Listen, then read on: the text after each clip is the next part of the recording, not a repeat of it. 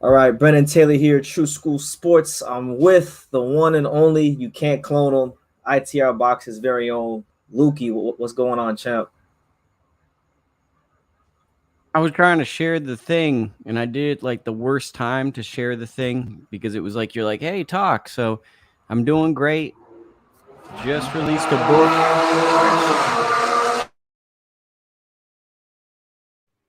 Okay, that was a little crazy, but just released a book. It's really good. It looks crazy.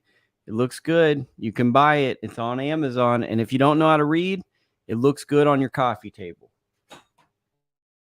Absolutely, yeah. And for those that don't know, for those that want a closer view of Lukie's book, there it is, right there, Inside the Ropes of Boxing, a boxer's guide to the sport. I haven't got my copy yet, but I'm gonna get one soon. And we're Look, gonna give you some. I'm gonna give you some to do giveaways, so okay, you can get one. And I know you have a lot of good, supportive listeners, I do, and I do, every now and then they need some rewards for they tuning do. in and building your platform. So we'd like to give you some to give out to these great people that are your friends and listeners and all of that. Okay. No, I appreciate that. I'm sure a lot of people will get a lot of good, valuable information. So, what I wanted to ask you, Lukie, about your book is, first and foremost, what is it about, and what inspires you to write your book?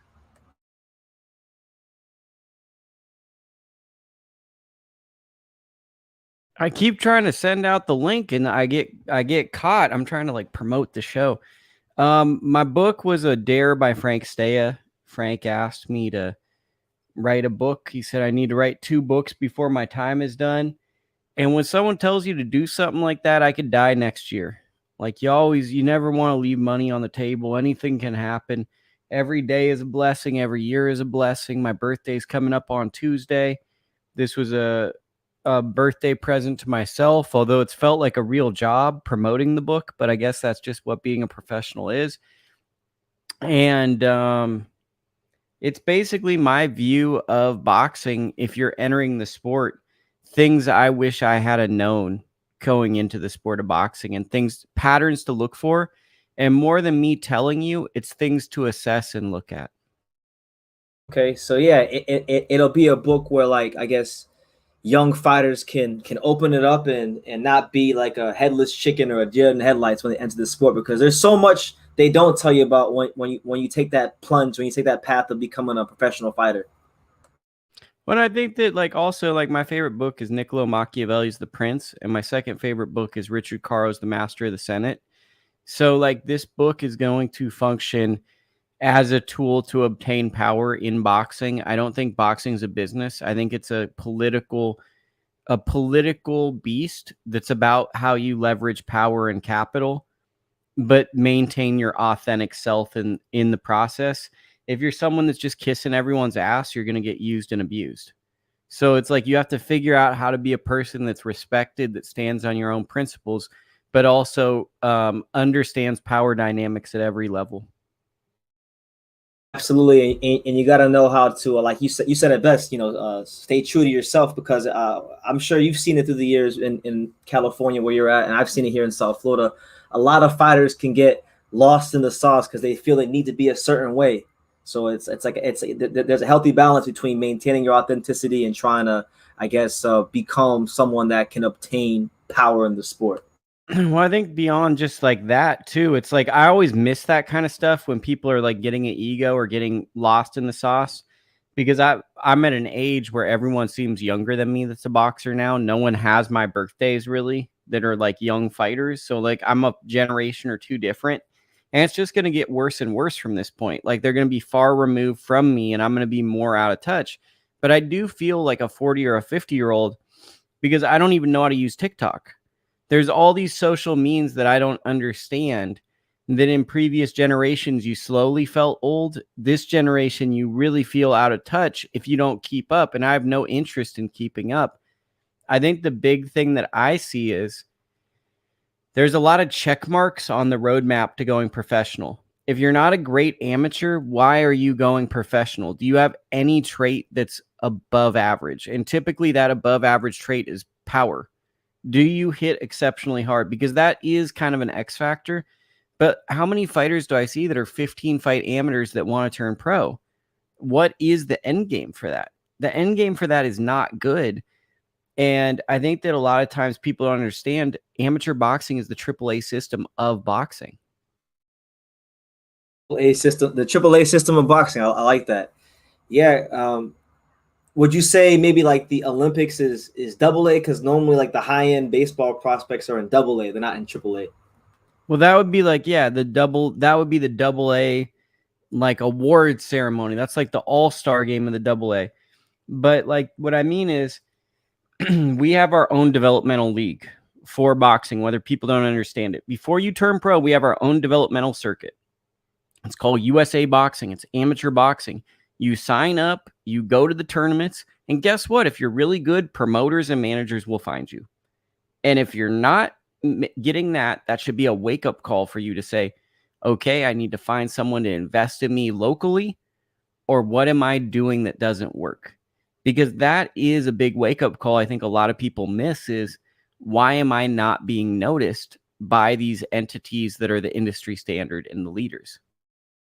That makes a lot of sense. Were there any, I guess, boxers or kids that fell by the wayside that inspired you to write the book? Because I'm sure you might have seen a cautionary tale or two that really made you say, okay, along with Frank, this is why I'm writing the book. I mean, like I have those cautionary stories. Like there's a guy like Eric Altamirano at a gym I just was at yesterday that I shot a video.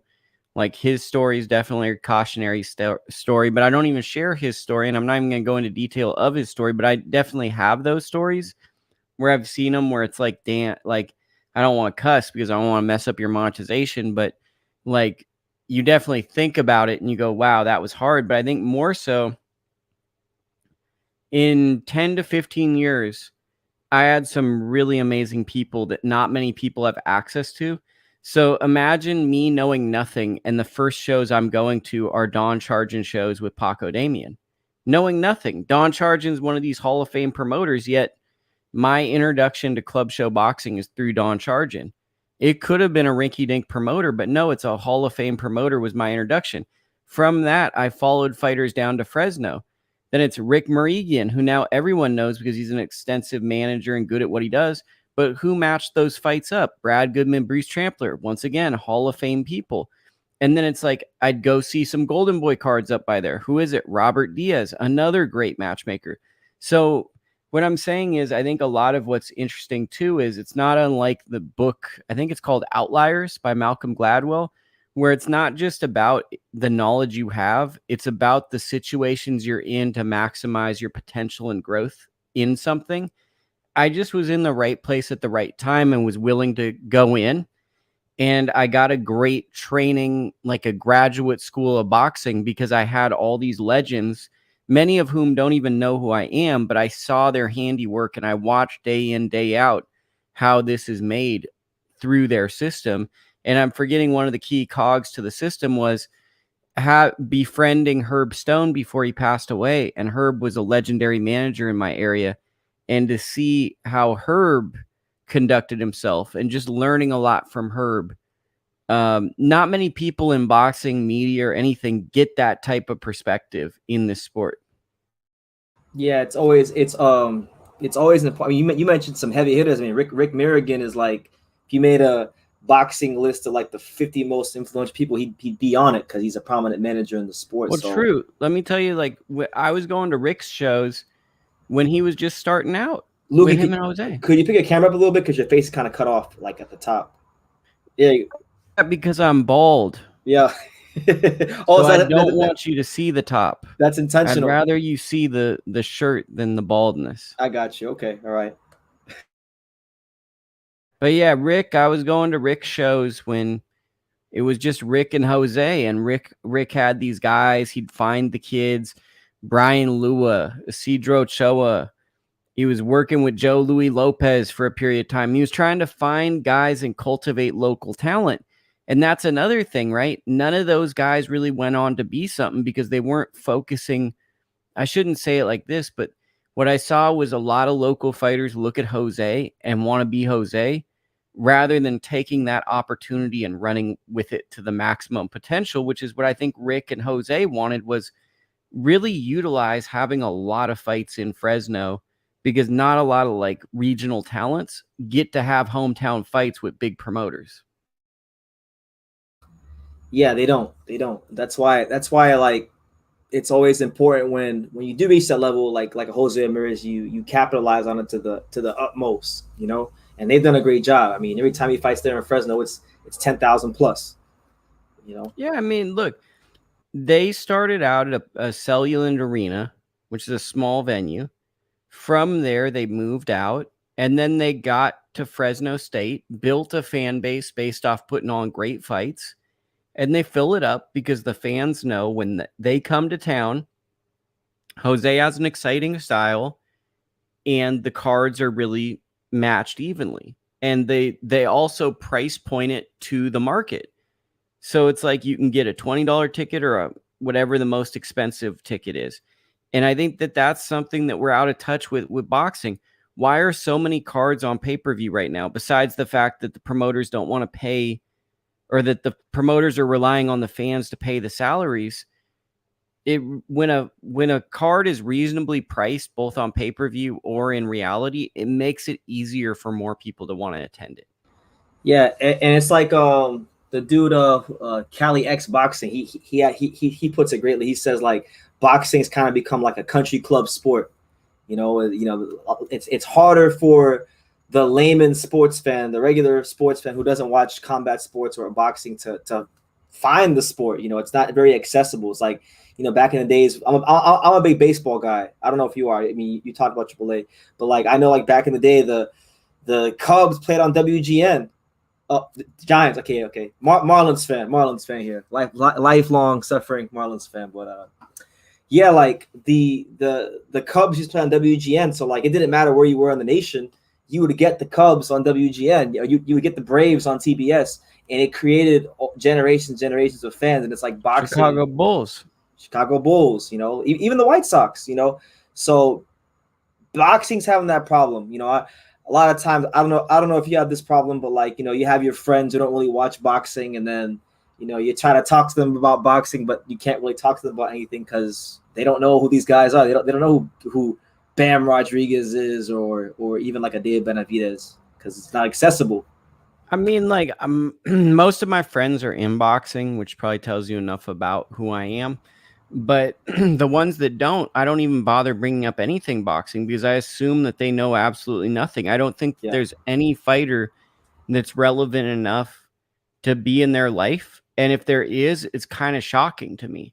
Like, if they know Canelo, I'm like, oh, cool. Canelo. We say he's a big name, but like, I don't know if a random person that just lives that, like, I don't know if I didn't watch boxing week in, week out, make content around it. Would I know who Canelo is? Maybe I'd recognize the face, but I don't. Like, do I know who top NASCAR drivers are right now? Probably not. And I feel like that's kind of what boxing is like, we assume these people are stars, but like maybe one or two are recognizable to a regular person. Well, it's like Crawford and Spence. Everybody thinks Crawford and Spence is the biggest thing since sliced bread, and it's like nobody, very few people outside of in the on the street are gonna know who Crawford and Spence are, because like boxing is just it's a really niche sport. You mentioned having most of your friends be in boxing. I'm pretty much the same way. So boxing is a sport of outcasts. So if you're covering boxing, you're an outcast. If boxing's as big of a part of your life as it is, you don't fit in anywhere. You don't. Like, it's the person. The way you come into boxing is everywhere you go, you feel like you don't fit in. So then even if you don't have any interests in common besides boxing, you know what it's like to be alone. Alone is alone. So boxing's a sport where like universally everyone in boxing seems to know what being alone is. Yeah, it's like everyone's alone. Everyone's just trying to, I guess, find their way in the world. But I always say, like, boxing, nobody chooses boxing. Boxing, one way or the other, whether you're a fighter or a content creator or manager, whatever your place is in the sport, boxing chooses you. You don't choose boxing. I mean, that might be true. I mean, I'm trying to like slowly unchoose boxing. as I get older. Like, I mean, I'm trying to not do as much boxing stuff. And I think that like I felt like I chose boxing. Boxing didn't choose me, but I do feel like boxing is like the mob with me, where it's like I'll be like, okay, I got maybe 5 or 6 more years of boxing and then I can be done with it or whatever. And now it's like, but I really like Jamal Harvey. So I'm probably gonna see this thing with Jamal, and then I like Sierra Martinez, I like Daisy Bamberger. So it's like there's these revolving doors of young fighters that re-enter. But for me, it's like I don't want to say I'm burnt out, but I'm pretty burnt out. It's hard for me to get excitement. Like I really enjoy listening to you. I enjoy listening to certain channels, Boxing Voice, Calix Boxing. I like hearing these passionate opinions. I can very easily miss a lot of boxing if I just see the highlights. Like I don't have to stay at home for boxing. But then I won't miss an undercard fight if I know the person, or I won't miss a fight if I know the person. But for some reason, it's just gotten to a point where, like, if I'm not involved and I don't have an emotional attachment, I really don't have that childlike joy. Like, for example, Spence Crawford, I don't really have a dog in the race. The fight feels very similar to Andre Ward versus Sergey Kovalev to me. Good fight, but it's not changing the world. And the longer it takes, the more I don't care. And that's pretty much where I'm at with it. Like I haven't dropped the video yet, but I just made a video today, and I pretty much said, like, I'm just done talking about this fight. Like, this is my last video on the fight. If it happens, cool. If it doesn't happen, cool. Like, I just don't like it's not changing the world. I'll live if it doesn't happen. We need to move on. I feel like the welterweight division in both fighters' careers would be better if they just moved on. There's been too much time and energy placed onto this fight, and not even just that. Like, as a content creator, I feel like there's a lot of young contenders that haven't got the attention because I'm so busy talking about this. Well, Boots Ennis and Virgil Ortiz and Stanionis. Those are 3 great young welterweights that are all deserving of praise, yet they're just stuck because there's a log jam because these 2 fighters aren't fighting each other. And heaven forbid they don't fight each other. Now Keith Thurman's going to opportunely like jump in to try to fight one of the 2. You know, he's waiting around. It's not a coincidence that he's not taking a fight. Like, he's waiting to see if he can fight one of these guys. And if he fights one of these guys, like if he fights Terrence Crawford, he knows he can get an Errol Spence fight because Errol Spence is going to want to see how does he compare. And that's 2 different fights for him. It sucks when we have these log jams in interesting divisions, and we have far too many good divisions that are log jammed, whether it's lightweight, whether it's welterweight, whether it's like this middleweight, super middleweight hybrid. There's too many, even light heavyweight. We're getting the Zordo versus Bivol, but we need to see Better Beef in a really interesting fight soon. There's too many of these things that are unanswered. And then of all things, the heavyweight division is giving us the most answers. Like, that seems like that would be the hardest. Yeah, because that's the money division, you know. And shout out to my man Brennan Clark. He says, I will definitely look for the book. It's pretty easy to find. If you go to the description, there's a link there. So you can go click there. That the Amazon link is there. Go purchase the book. It's this bad boy right over here. It's this bad boy right here. And I got a professional cover. It looks good, you know. Yeah, man. And my man True School actually found the photo that the artwork was based off of. Great detective skills. Me at the Santa Fe, New Mexico Opera House. Yeah, put the, screenshot the pictures, put them together in a nice little collage, and there you go. You know? If I had more money, I'd pay you to do that stuff for me, but I don't. So I appreciate the talent. No, thank you, man. As far as the book is concerned, what would you say was the most enjoyable part about the book for you? That it was actually like a book. Like, I didn't expect this to be anything. Like, I just expected to write. Like, everything about this has been shocking. So it's like I expected this to sit down, write 40 pages, and be like, man, I can't finish it. Wrote 70 pages in 4 hours. I'm like, okay, I'm almost there. Wrote 200 pages in 5 days.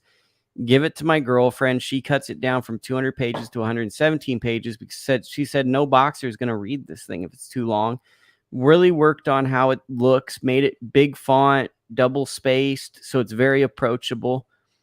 And I don't know. I think the most surprising thing was the positivity. Although over time, people are going to be like, well, I disagree with this. Or like, it's also like when you're not a threat or when people haven't had it enough, you haven't heard dissenting views. But it's been kind of strangely nice to just hear a lot of nice things and get positive reaction, because I really thought I was going to sell 20 copies and it was just going to happen and then go. And it is doing better than I expected. Yeah, it's catching a lot of fire. Like I'm seeing like prominent people in boxing like saying I want to get a book. Like I saw Regis Prograde tweeted you. Yeah, but my man Regis, if you have Regis on, hit Regis back, because Regis didn't DM me. Regis, No, we got the book on deck. But like Rugi Roo, he might be in camp or something. But if you hear from him, I tried to get a hold of him, but I don't chase down these fighters. I'm not playing tag with them. But I mean, we all know that maybe I'll talk to Bobby, his trainer, and I'll send Bobby some books or something. okay, yeah. Hopefully, yeah. If I talk to Rogaru, I'll definitely say, hey man, what's going on with Lukie? Got to give him a shout. Tell him I'm trying to run that book fade for him. Yeah, okay. I'll let him know. I'll relay a message to him. But yeah, man, you made a great point earlier about, I guess, being burnt out on boxing. I actually feel a lot like you. I mean, I probably haven't been involved in the sport as long as you, but been involved in it for some years now, and it's like, man, like the sport don't really seem like it's getting much better. There's less dates for fighters. Fighter development isn't a thing anymore. It almost seems like Dana White, when Dana White said, boxing is kind of like a garage sale. Every promotion treats it kind of like a garage sale going out of business. That's kind of what boxing feels like at this moment in time.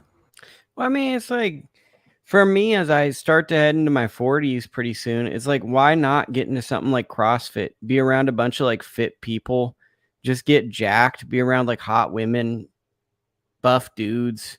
It's like, what's keeping me in boxing at this point? I know boxing, but it's like, maybe it's time for me to, maybe I'm the problem. Maybe I'm the problem. If I'm consistently not always enjoying it, sometimes I'm the issue and the sport is fine. So I think I'm also pursuing other interests, though I have a deep passion for boxing and I really like helping young people. Yes. The sport week in, week out isn't doing it for me, but I'm not going to sit up here and trash the sport and act like, oh, everything at this restaurant's good except for the steak. Don't order the steak. No, I think boxing is in a healthy place and it's good. And when we get great matchups, it's great. Every card has a great matchup I see.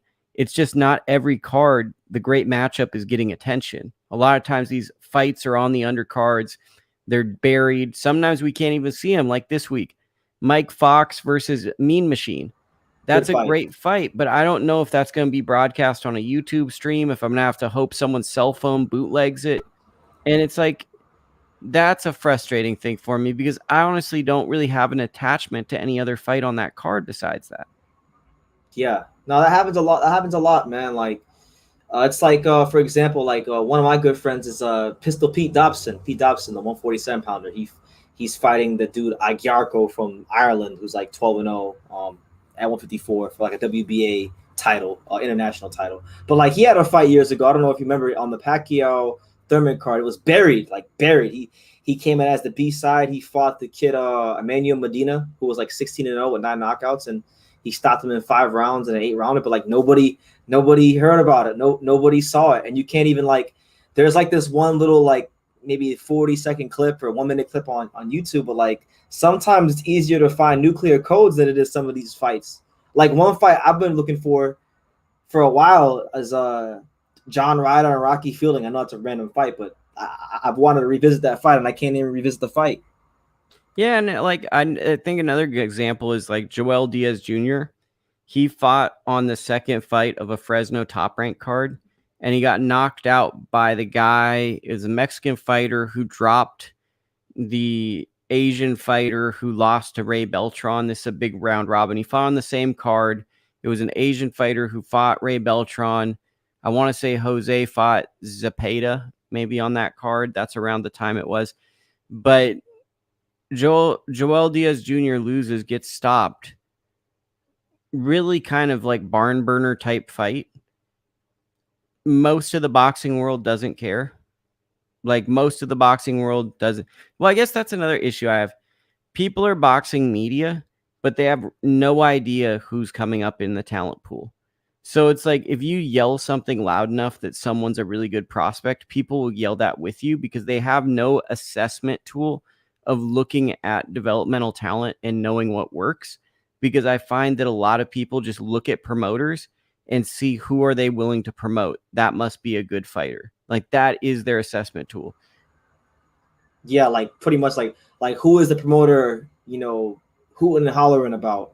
If the promoter is talking about, then clearly I should pay attention. But then you have so many fighters that like slip through the cracks, and you may not find out about them until their early 30s, and they could have been a pro for 10 years or a long time, but they can really fight, and they have reputations in these boxing gyms, and people in the know, they know they can fight, but the fans lose out because of lack of promotion and I guess laziness from the promoters.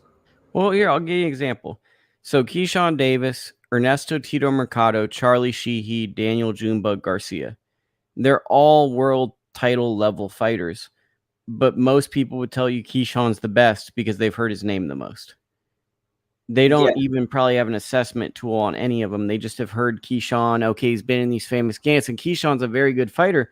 But those other three fighters are very good. And then add in a guy like Abdullah Mason, who I think is very good. Oh, And really like good. I think all of those fighters carry attributes of being really good fighters that I just named, but it just comes down to what you're drawn to. If you like Mexican style fighting, Junebug Garcia might be your deal. If you want a guy who's entertaining but boxes, maybe Sheehy. If you want to see a lot of knockouts, Tito Mercado. But the problem is, it's more so like I went back to in my book, it's a power dynamic. How powerful are the people around you, and how powerful is the message they're conveying? It's about saying something as loud as possible over and over, and then that becomes truth. Yeah, and then you're able to build momentum and become a name in the sport. It's tough, man. Boxing's a grueling, arduous business, Well, and let that's me add to that. So I don't mean to interrupt, but like this is what bothers me about that is so you build up a kid like Edgar Berlanga who could be a Hall of Famer for all we know. But because people don't know what the talent is, they build him up to be something that a young kid isn't at that moment. Then they build him up to be this thing. And then once he's not what they built him up to be, they say, oh, he's really not that good. That's what bothers me. It's like there's no accountability on when your assessment is wrong. It's like the oftentimes the media paints a picture and then condemns a fighter for not being what they expected the fighter to be. yeah, and then no, that's great. That's a great point because I know Edgar Berlanga. Everyone thought he was Mike Tyson, Puerto Rican Mike Tyson, and now he's had some fights with some good savvy veterans and won some rounds and hasn't looked like he used to look, and now he's not that good. So yeah, there should be more accountability in boxing. There should be someone that says, hey, well, Top Rank, you got it wrong. You normally get them right, but you didn't get this one right. But that's not like I'm saying Berlanga could still be a world champion, long reign yeah, world yeah, champion. The problem with Berlanga is he had 18 first round knockouts or 16 first round knockouts. Those fights most people have between 5 to 12 that are going 8 rounds that are boring as hell, that are like not very good. He's having all those fights on television. yeah. Like it's like he's going through stage 2 at stage 5 in the boxing journey. And it's like no one's telling the viewer this is not common because what he did was incredible. And now he's struggling because basically his success put him in this position. Many people are so successful that it hampers their future. He's a victim of his own success, pretty much. Exactly. Yeah. And I think that like what happens is, oh, he's Mike Tyson. And then the thing I hate is when people buy into the fighters' monikers. He's a monster. He's the this, he's the that, and boxers are always going to do silly things where they're going to have a lot of chains and silly stuff. But when the media start buying into that stuff, and then he has a tough fight with like Steve Rolls. Well, Steve's a veteran guy. He fought Golovkin. He went rounds with Golovkin. That's not like a big surprise that a young kid is going to have trouble with a 30-plus-year-old fighter who knows what he's doing, who's mostly been a sparring partner his career. but the expectation was built and put up to be something that it's not. So I think that we just live in a world where we condemn these fighters rather than to watch them grow and to turn into something almost. And then now you're asking that same guy who, as you said, he's on level 5, but he's really going to level 2. You're not asking that guy because now they're talking about him fighting John Ryder, a top 5 68 pounder, a really underrated 68 pounder. I think people don't give John Ryder the credit he deserves. He should have been champion, but it's a big ask. It's a huge ask of Edgar Berlanga. But you know what? I'm tired of these guys babying themselves. If Berlanga wants to fight John Ryder and it's a makeable fight, throw him in. Yeah, no, of course. Like, if Vergil Ortiz wants to fight Crawford and the fight can happen, put him in. Like, I'm tired of either the media or the fighters being like, yeah, you're not ready. If a sanctioning body says that you're number one, you're number one. Or even the fans. Sometimes the fans are guilty of it. They say, well, he's not ready for him. The guy, like the guy will have 25 plus fights, and they'll say, well, he's not ready. Like, well, how do you know unless they fight?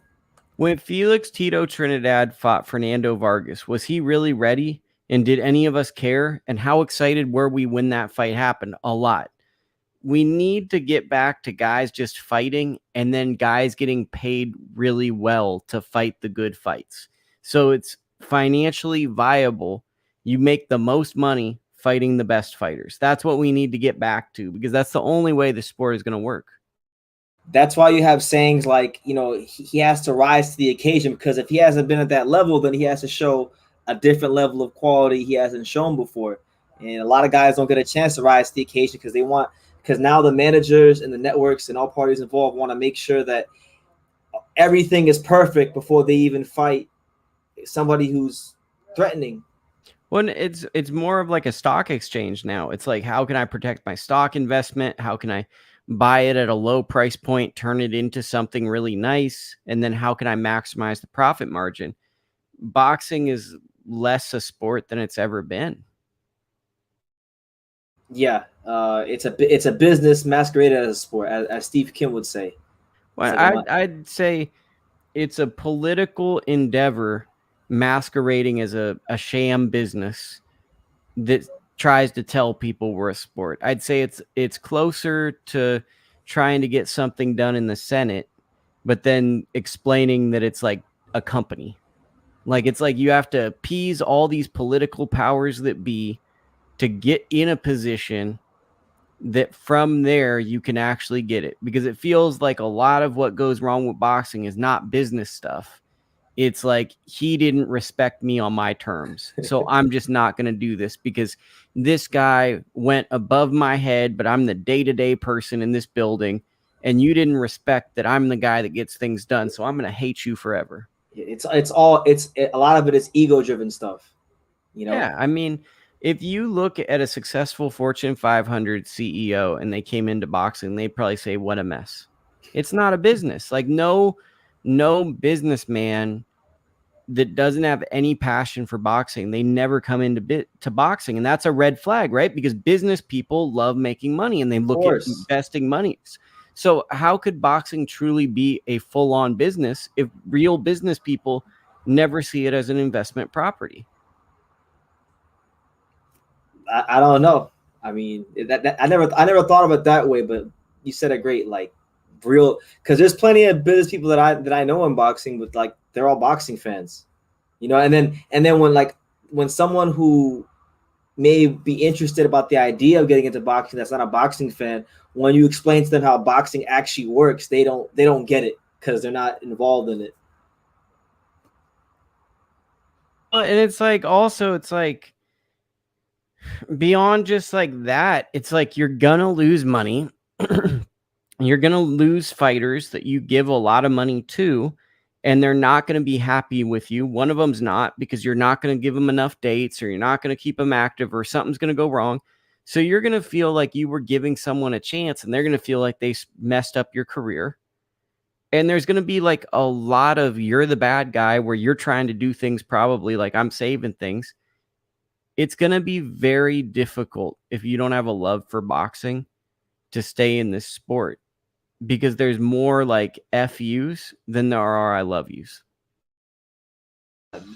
That needs to be on a shirt. There's more FUs than I love yous, because That's everyone's always trying to like one up each other. Like even like you even see it here in the YouTube box community. Like there's a lot of ego driven people, and there's not a lot of people that truly love the sport. That's why, like I told you before, like I've gravitated towards your channel because you'll talk about the matchups that fall to the wayside because everybody's talking about Terrence Crawford and Earl Spence, and they're trying to get their super chat money from Crawford and Spence. And it's like there's more to boxing than Crawford and Spence. There's that kid with 50 amateur fights who may have some potential, but he's getting overlooked because the media, us, as a whole, aren't doing our job to really cover the sport, but more so like the hype and the hoopla on the sport. Let me speak to something I didn't touch on in my book, but it's something that I think is true. Been thinking about this forgiveness in boxing. I try to practice forgiveness because, especially like when you're setting up these interviews, I'm sending books and then you make a joke and you'll hurt someone's feelings. And then you get awkward and you have to always try to practice forgiveness. And I'm a Christian, so I always try to, Likewise, based on my religion, I always try to do that. But one thing I've been thinking spiritually about a lot is when someone can't forgive you, it really shows you that they never respected you in the first place, because it's like a deep anger almost that you would even do something that would bother them, that they just kind of felt like it was convenient for you to be around. It was like, oh, you can be around, but you're not worthy as me, or you're not at the level of me. So one thing that I've found interesting as I get older is if someone can't forgive you, they never respected who you were. Like it's not even how love and hate are kind of cousins. Someone can't hate you unless they loved you in a way. They can think they hate you, but if they never had love for you, it's not the same, because the people that love you are the ones that will always hurt you the most because they know how to hurt you. Forgiveness can only happen if you actually have a form of relationship or care about someone. If someone can't forgive you, they never respected who you were as a person. They never saw you as anything valuable. have you had to do a lot of forgiving in boxing? Because I know I have. Somewhat, but I mean, Yeah. it's like I think I've been put in every situation. Like I've fought boxers and gotten beat up. I've almost gotten shot driving to do an interview. I've had managers get really mad and say they're fine with me, and it doesn't feel like they're fine with me. I mean, it's just I've had really weird situations like over and over, and it's like all of that leads me to the point where it's like I just don't care, because it's like it's taken the fun out. So it's like I've been through so many bad situations where it's like I just feel exhausted to the point where, well, I've been utterly humiliated a bunch of times. So if this doesn't work, I'll just leave. Like it's not like I haven't seen a boxing fight. So yes, I have practiced forgiveness, but it's like I guess I kind of took like a hard road where like I had a lot of different experiences that molded me into just not caring. That makes sense. Yeah. I never. I mean, I guess unfortunately nobody's beat me up so far, but I have. I almost. There's been a couple of times where I fought boxers in the gym or trainers and coaches. They seen videos where I made comments about their fighters they didn't like, and they wanted to threaten me, and so I definitely can Like when I got empathize. into it, like we just like I've had a few fights, but there was one like where we scrapped, but it was like it was kind of like a little bit of like a deeper situation I won't go into. Yeah, yeah, Like we fought, they tried to throw me down a stairwell, I grabbed him, I was choking him, and like we really fought, but it was chill. Drove home, cried in the car, and didn't know what to do. There's been a lot of times where it's like I felt like I was gonna leave boxing because it's like it just felt like I was gonna utterly die. Like there was like one time where there was like a real serious street situation I don't want to get into, but it was like I yeah, yeah. couldn't sleep for 5 days. So it was like, 5. yeah, because I thought I was gonna die. Like I Yeah, thought yeah. I was gonna get killed. So it was like I was just kind of coming to peace with being killed, and um nothing happened from it, and I'm cool with that guy, and I'm glad we got resolution. But it was just like I don't know. It's just like I'm, it doesn't. These people don't affect me. It doesn't impact me. It's like each time you last through something that's incredibly traumatic, it's like your level of fear goes less, or you get more and more burnt out to the point where it's like Okay. You know, have you ever seen that movie, Coen Brothers Western, where the guy gets hung for the second time, I and the haven't guy seen it. next to No, him is crying, and he goes, "Oh, this must be his first hanging." You no, know, I like haven't that's seen how it. I feel sometimes when people get tough with me or something. It's just like, I mean, I grew up with a single parent having to fight every single day at high school, so it's just like, it's like I go places and people will just want to mess with me, so I have to be a pit bull. So, but that being said, I always try to be a nice guy and respectful and all that. But it's like, I don't. I learned that I can't set the precedent for being walked over because then you open the floodgates for every predator. Yeah, you can't. I know the feeling, man. When I was in grade school, I used to get into fights like every year. I mean, like from I think fifth to 11th. I think I had a fight, one fight at least every year. And the funny thing is, there was this kid I went to school with when I was in the fifth grade. His name was Joel Velez. That was his name. So I fought him, and his the irony of it all is his mother was the first ever Puerto Rican female world champion. Was Ada Velez, and I fought his son at the on the playground at school. And then like years later, I talked to her about that. That was a pretty good story. But yeah, man, like forgiveness is everything in boxing and in life. So it's always great that you're practicing that and that you're cognizant of it because it's I mean even for me like it's very easy like if you don't like a certain fighter to just pile on and walk around with that spirit of like I guess yeah you can say hate, dislike, disdain, but But I think the hard thing, right, is I try to practice forgiveness and I try to be a nice person, but I also know fear lasts longer than love. So it's like all that love I'm receiving, fear is 2 times as strong, but it's not sustainable. So yeah, it's like what you learn in Machiavelli's The Prince is that you want to have a level of fear, but you also want to be loved because success or failure is caused by your own free will, but it's also shaped by your nature and your environment you're around. So you have to merge free will with that. So it's you want to be loved, but you also don't want to be someone that can be victimized. In case in point, if I'm loved, but I'm an easy person to pick on, now someone that wants to make their credibility as a big, strong guy, I'm the best person to victimize because now all those people that will love me will look at them as who's this big, tough guy that went and did that to them. You can't allow yourself to be that person that's a symbol for someone to make a status off of you. absolutely, man. Well put, well put. So like I guess the next question would be so you wrote this book. I know you said I think I heard you cause I did watch some of your interview yesterday with Christine and Okay. the panel and whatnot. Yeah, Did was I sober? you looked halfway sober? Okay, good, good. Yeah, I was. So, Okay. yeah, what I The talked about what was Christine. what I was gonna ask is uh I think you said that you plan on writing a second book, right? Yeah, I'm doing two, and then I'm done with boxing. After that, I'm gonna do some fiction stuff. Yeah, So, some could say these are fictional books. Some people might have those opinions. They might read this thing and say, that's a work of fiction. And as long as they pay the money and leave a 5-star or even a 4-star review, then that's a fine opinion. yeah, and y'all can do that for the 6 years that I hear. There's a link down below to get the book Inside the Ropes: A Boxer's Guide to the Sport by our main man Lukie. One of the Professional cover, nice cover. It's not too long. Look, here's some pages for you. Look, big, big big font. font. Yeah, There you go. Very approachable. If you haven't read a book, we thought about you. If you haven't read a book, if you're nervous, it's very readable. It's like a handbook. It's like the Prince for boxing. yeah, I might.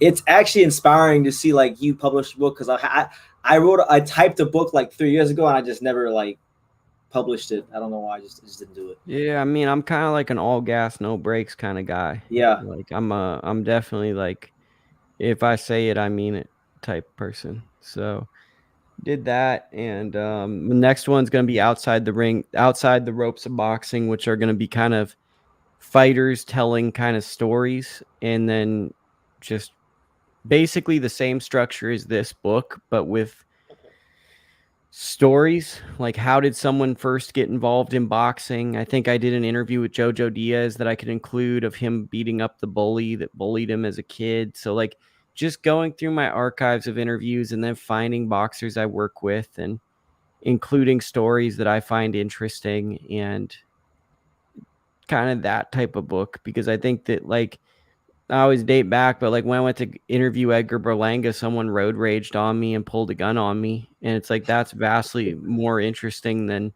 the interview I did with Berlanga. So, I mean, just that, I mean, I drove from my house to Palm Springs and back. That's 16 hours in one day. Went out and cornered one guy. And then, so I went down, got there. I left about 5, got there about 1. Didn't ever nap, went to a gym. This guy was teaching me like what's that called where you grab your wrist with Steven Aikido? Keto or keto, right? Yeah, so imagine a boxing trainer knows Aikido, just absolutely beating the hell out of me in a gym, and I'm off of like a 7-hour drive. So he's like, give me your hand. I'm like tired. And he's like, whoa. He's like, if someone tries to rob you or your wife, this is what you do. And then it's like, check this out. And he's like doing tosses on me. So like that happened. Then we go and we're like a swing bout on this WFC card. And then there was like this, I wasn't with my girlfriend, so I can say this. There was a like a super hot girl. So I was trying to spit that macaroni at her. She was in the crowd. I was like, come on, I'll get you backstage because I wanted to get to know her. She was filming the fights like a bammer, and they kicked her out of the fight card. I was like, wow, you're like, I was like, just be cool. I'll talk to the promoter. And they're like, can you stop filming the fights? She was getting that HBO championship boxing angle from her cell phone. She got kicked out. And I was like, dang, I was really trying to get that. Like, I was trying to give her a good experience. So we're in the locker room. The kid that I'm working with, you could tell he wasn't super confident. He probably half-assed the camp. The guy he's fighting was a guy that I've known. He's actually from the city I'm from, but we fought in Palm Springs. So it was like a kid that grew up 5 miles from where I lived. He trained with Gary Solinger as a kid, and then I think that he moved on to different coaches. And he actually had an issue with his leg. He had like I wouldn't say like a peg leg, but there was like some leg issue where he couldn't move quite the same. There was some, I forget what his name is, but there's like a story on the news about his disability with his leg. So we get in, the fight's a draw. It absolutely sucks. It was just like such a letdown. My guy Marcos Hernandez is waving to me the whole time I'm there filming the fight. He's like, hey, Lukie. And I was pissed.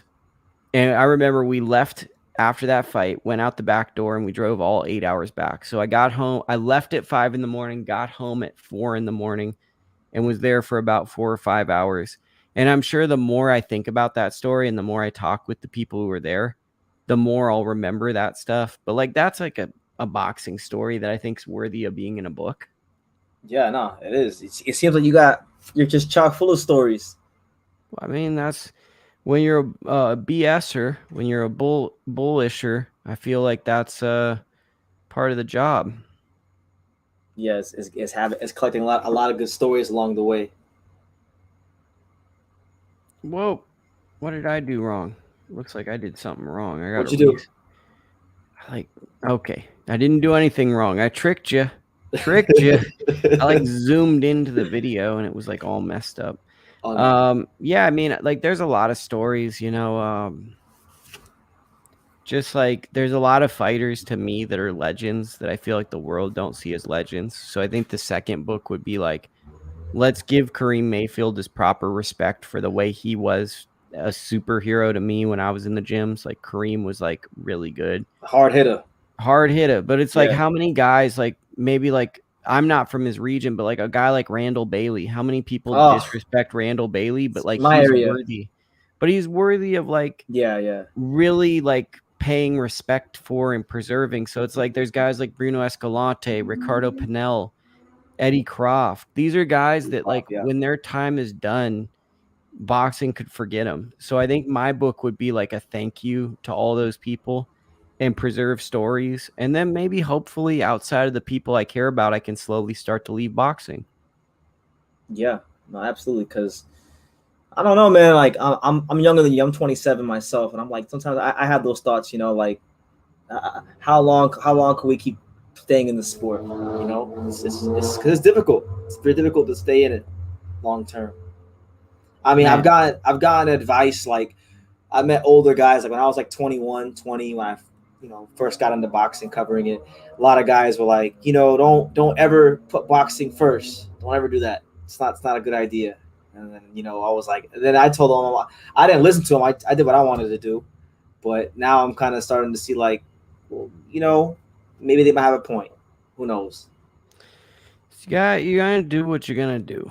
Like Yeah, that's the thing. You're gonna do what you're gonna do. And I love boxing, and I feel like I know a lot about boxing, although some people could say I don't, and I think you do. I don't really care.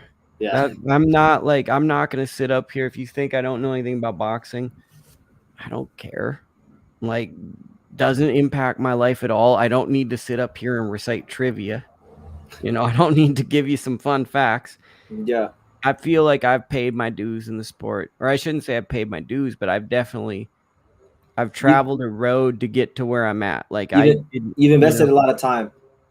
I mean, I probably started about when you at your age, roughly. Like Mhm. you're ahead of me when I started. Mhm. And like for the first 4 years, I didn't know anybody. And it was like I had no following or anything. And then I started going to these local shows, and like nobody goes to the local shows. So at least like I'm a person that shows up to every local show. So the club fire's Yeah. like, right on, we got someone returning, and he's doing 2-minute interviews backstage that are utterly useless about the fight. They don't go anywhere. They get 30 views on YouTube. But hey, at least he's showing up. And then that was my bridge to understand the sport. Yeah, and at least they're archived, so you can know if you wanted to know about a guy's fifth pro fight in the 4 rounder. There it is. I ITR like to Boxing. think like I'm gonna be a part of some really awesome documentaries like when I'm older. Because like I have a filthy video archive of like a slew of fighters that like went on to do things.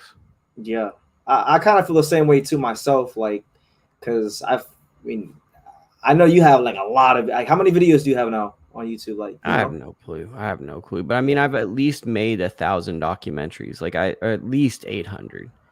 And it's like I got Teofimo Lopez, Carlos Balderos, Anise Estrada, I've Gabe watched a lot of Flores. them, especially I've watched the Tiafimo one, Balderas, and I've watched Sinisa And as then well. it's like I got one with and then Kevin Montano was like thanking me for coming to the gym. And it's like, bro, the young fighters are what keep me going to go to the gym, and the kids going to the rec center. And I remember being 25, and it's like the evil of boxing, or the business of boxing, is not crept in and completely ruined you. Because when a guy gets to be an all-time great like Terrence Crawford, a little bit of the enthusiasm for the sport is gone. It's just strictly a business.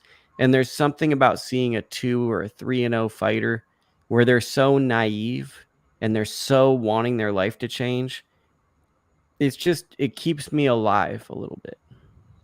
I fully understand you because like the last like year or so, I've barely been home. I've just been traveling to Las Vegas and California from South Florida. But then like recently, life kind of slowed down recently, and I've been kind of going back to some of the local gyms. So I've been spending time around like the amateur kids and 2-0 guys, 3-0 guys, 1-0 guys, and I'm like, man, this is really what boxing is truly all about. Like this is what I should be focusing on. Forget the Crawford Spence stuff. I mean that stuff's gonna always be there, but this is really what every channel should be focused on, but especially mine and ones like yours.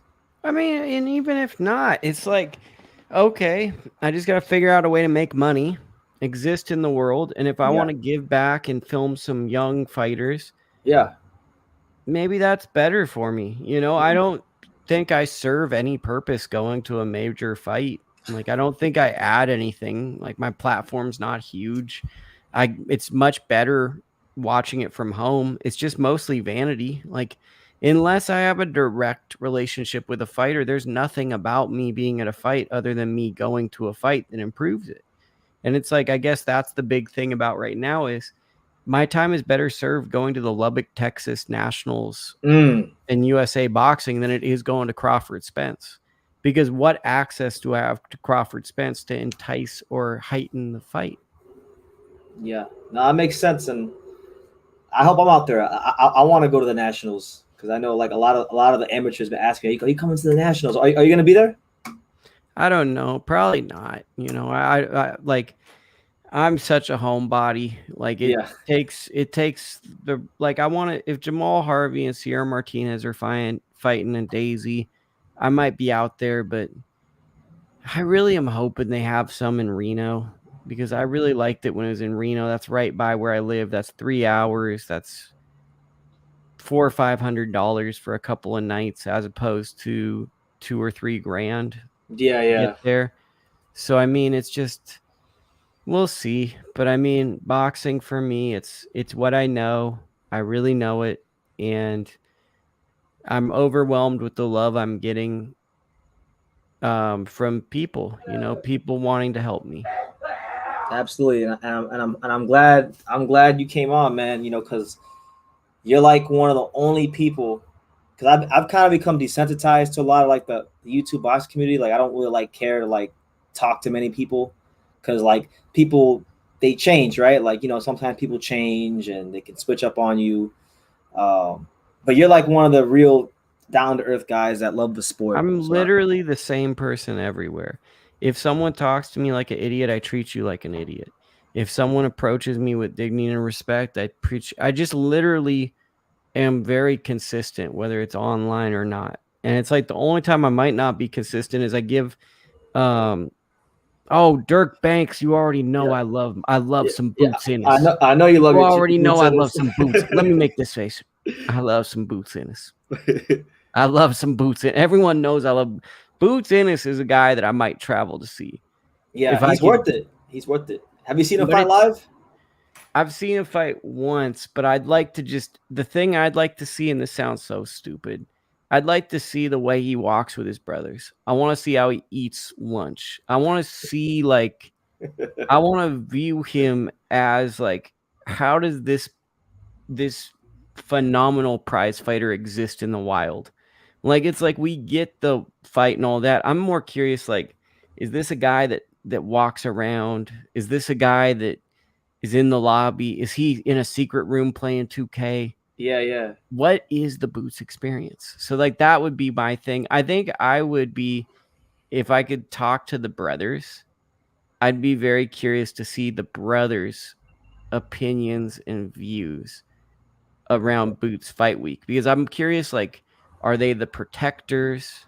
What do they see as their roles for Boots Fight Week? They're both pro fighters. What do they tell him? I'm kind of curious that family dynamic because it feels to me like Boots Ennis makes all of their careers, which didn't live up to their potential, he makes it like he justifies all their existence. So they kind of work as Voltron. And when I was in Philly for Steve Cunningham versus Amir Mansour, the most popular person I ever saw in a club show type arena was Pooh Ennis, his brother. Cool. Yeah, yeah, yeah. And I'll go, who's that guy? They go, oh, that's Pooh Ennis. And I go, why are there so many people around him? It was like all these other people. So Yeah. that always stood out to me that Pooh Ennis conducted himself like a superstar on that occasion. Like that's how beloved he was. And I think that that's also interesting that people don't understand how beloved his brothers and his father are because of his greatness. So a short story long story short, I'm just as curious about the team that makes him up from his strength and conditioning coach because I think Boots is the Rob. most uninteresting. Yeah. Yeah, Rob. Rob. But I think that it's like Boots is the most uninteresting because he's a young kid who's a phenom. I think that he has a lot of people that are like the CIA working intel and making sure Boots is like the Humvee coming through the desert. They're like, we just got to get this drone to the place to drop the bomb. But there's a lot of recon going on around Boots. Yeah. I had a chance to actually go to Philadelphia June. I was there in June because I got invited to go. I was in New York for the Better BF Smith fight. And then, you know, I knew Philly was close to New York, but I didn't realize how close it was. So someone was like, And shout out YSM Sports Media. He gets good stuff with Boots and all of them. I hope he gets to 1 million subscribers because he deserves it with getting exclusive Boots content. yeah, no, that's actually who invited me to come to Philly. You know, I was like, I didn't realize that was that close. So I went to that gym and I actually had a chance to watch him spar for about 6 rounds. Now, I was told, you know, when he spars the guys that are not from the gym, that's when he goes 100%. If he spars guys that are in the same gym, then he kind of only goes 50 or 60. So he spars someone from the gym. So I only got to see the 50 or 60% boots, but that was enough. It was a show. I wanted to reach into my pocket and put $100 on the mat because it was so fun to watch him spar. I And mean, but come on, man. Like, also, I'm a hustler. So, like, if I had my kid and you don't come to the gym all the time, I'm be like, hey, man, he does 50% when a stranger. Like, I mean, that does feel a little bit like that Oakland game where you're just like, yeah, man, you know, he's looking good. But you know, when the other people are in here, but you got to pay for that. yeah, That's on Wednesdays, and that's $50 general admission. Yeah, I mean, I'm not saying that they were lying. I'm just saying that reminds me of a familiar voice that was getting it. yeah, that sounds like something Bill Haney would say. Bill Haney's from a similar location as Yeah, myself, so OG Bill. OG Bill, yeah, he's from Oakland, you know, Yeah. so it's a familiar voice. You know, I wish all these young fighters the much success. I think I got to run, True, but I Okay. appreciate you so much for being kind to me and letting me get on your platform. I apologize for being older and having like other responsibilities and No, stuff, but you're good, man. I got a book out and it's real good. I think it's real good. I think that if you like boxing, you'd like it. And if you don't like it, I don't really care. Like, I didn't really make it for you. If people don't like it, it doesn't affect me. My life is not validated by other people's affection. I don't need male attention. So There you go. I can always deal with a little bit more female attention, but I do not care about male attention at all. So, I mean, it's like, I appreciate the love and all that, but if people are on some other stuff, I don't care. So Yeah. Yeah. there you go. It is what it is. Well, thank you, Lukie, for coming on. I appreciate you, man. You're the best. All right, there you have it. Lukie from ITR Boxing. He came on. Make sure you guys who cop that book, man. Like, there it is, Inside the Ropes of Boxing, a boxer's guide to the sport. He wrote it for these fighters to just have more of a guide to know what they're doing in the sport, you know. So make sure you guys go cop that. The Amazon link is in the description. It's like $9.99.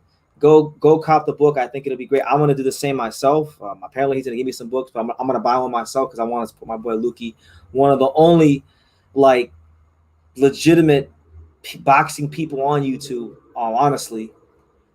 And that's what it is. As far as your boy BT, I'm doing good, guys. I know it's been like what this is the first live in 12 days, so I don't know when I'm gonna be live again, but I'll see y'all when I see y'all. Keep watching the channel, keep supporting, and let's keep growing this thing, man. That being said, take care. God bless. And like I say in every single one of these videos, you can love me or you can hate me, but I'm just a kid from Daniel. So until next time, take care, guys.